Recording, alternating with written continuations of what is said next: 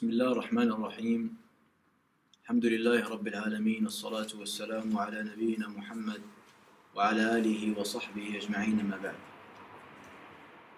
L'être humain est confronté à de multiples épreuves durant sa vie. En effet, Allah Tabaraka wa Ta'ala nous informe dans le Coran que les épreuves sont une réalité. قال الله تعالى ألف لام ميم أحسب الناس أن يتركوا أن يقولوا آمنا وهم لا يفتنون. Est-ce que les gens pensent que nous allons les laisser dire nous croyons sans les éprouver? Et Allah Tabaraka wa Ta'ala également dit dans Surat Al-Baqarah, la Surat 2, وَلَنَبْلُوَنَّكُمْ, et certes nous allons vous éprouver بِشَيْءٍ مِنَ الْخَوْفِ وَالْجُوعِ, avec un peu de faim et de peur.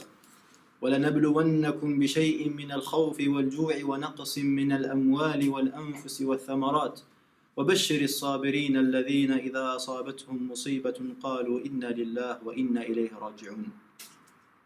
Le croyant subit des épreuves dans sa vie. Et lorsqu'il se rappelle des événements tristes qui ont eu lieu dans le passé, on appelle cela en arabe huznun. Et lorsque le croyant se met à réfléchir et à penser sur son avenir et son futur, on appelle cela hammun. Et lorsqu'il s'agit justement d'événements pénibles et difficiles dans le présent, on appelle cela en arabe ghammun. Fal-huznu wal-hammu wal-ghammu sont trois choses qui affectent la vie du croyant.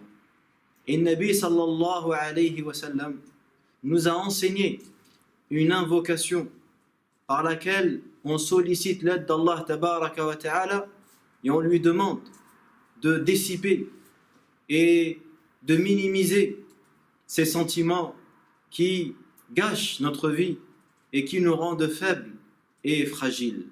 Quelle est cette invocation dont il convient à chaque musulman d'apprendre? C'est pas moi qui le dis, c'est le prophète sallallahu alayhi wa sallam. Il dit, il convient à chaque musulman qui entend ces mots qui vont suivre de les mémoriser et de les connaître. L'imam Ahmad rahimahullah ainsi qu'Ibn Hibban rapporte d'après Abdullah ibn Mas'ud radiyallahu anhu qui rapporte que le Nabi sallallahu alayhi wa sallam a dit Ma qala abdun qat idha asabahu hammun aw huznun. À chaque fois qu'un serviteur qui est touché par une peine ou par une tristesse dit اللهم إني عبدك ابن عبدك ابن أمتك ناصيتي بيدك ماض في حكمك عدل في قضاؤك أسألك بكل اسم هو لك سميت به نفسك أو أنزلته في كتابك أو علمته أحدا من خلقك أو استأثرت به في علم الغيب عندك أن تجعل القرآن ربيع قلبي ونور صدري وجلاء حزني وذهاب همي وغمي. Lorsque le Nabi sallallahu alayhi wa sallam a terminé de dire ces propos, les compagnons ont dit Ya Rasulallah, yanbaghi lana an nata'allama ha'ula'i al-kalimat. Ô prophète, il convient à chacun d'entre nous d'apprendre ces mots. Et là, le Nabi sallallahu alayhi wa sallam a dit Ajal, oui, yanbaghi liman sami'ahun an yata'allamahun. Il convient à toute personne qui entend ces mots de les apprendre et de les mémoriser. Et bien sûr, l'objectif principal, ce n'est pas seulement de répéter ces mots sans comprendre le sens et la profondeur. C'est la raison pour laquelle nous allons, avec l'aide d'Allah tabaraka wa ta'ala, en ces quelques minutes, expliquer le sens de cette dua. Cette dua renferme 4 fondements importants. Le premier des fondements que comporte cette dua, c'est justement ce rappel de l'importance de concrétiser l'adoration d'Allah Azza wa Jalla. Allahumma inni abduk, ô Allah, je suis ton serviteur. Ibn abdik, fils de ton serviteur. Ibn amatik, fils de ta servante. Tu proclames et tu témoignes ta servitude à Allah tabaraka wa ta'ala.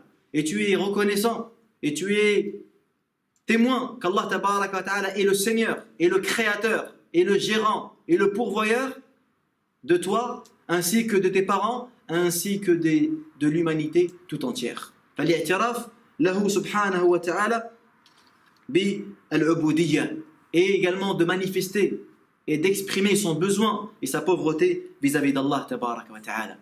Le deuxième fondement et élément renfermant existant ou évoqué, le deuxième élément évoqué dans cette dua, c'est l'iman bil qada wal qadar, la foi au destin. Et on retrouve ces propos justement lorsque le serviteur dit Nasiyati biyadik, mon front est entre tes mains, madin fiya hukmuk, ton jugement s'accomplit sur moi, adlun fiya qada'uk, et ton décret sur moi est juste.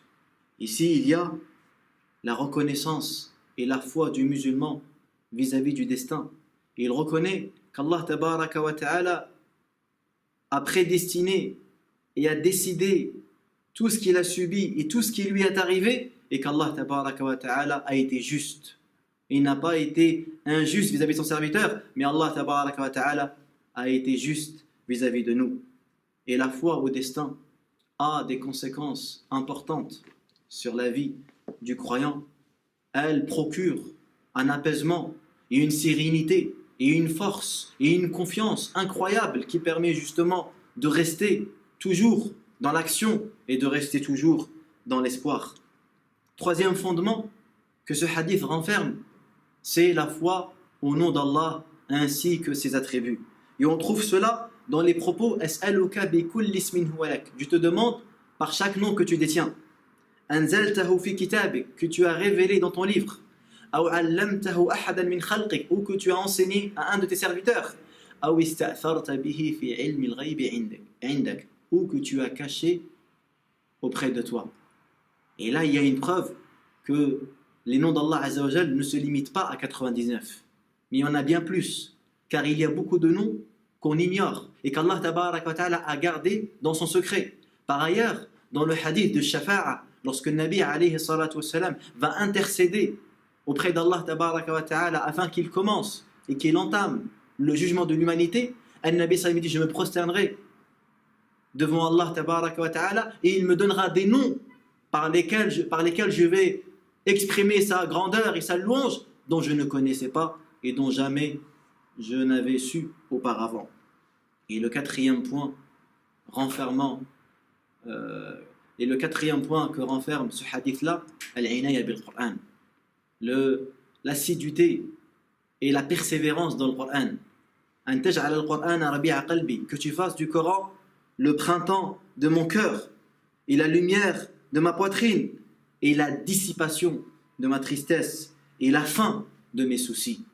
Et bien sûr, il ne suffit pas seulement de invoquer Allah et de lui demander justement de faire du Coran comme une cause de disparition de nos soucis, mais il faut également être attentif et être intentionné avec le livre d'Allah Azza wa Jal, le réciter fréquemment, le méditer, le comprendre et le mettre en pratique. On demande à Allah Tabaraka wa Ta'ala de faire dissiper nos soucis, de faire dissiper nos tristesses, de nous accorder la joie de vivre et la sérénité dans la vie d'ici-bas et le bonheur éternel dans la vie de l'au-delà, et de nous préserver contre tout malheur.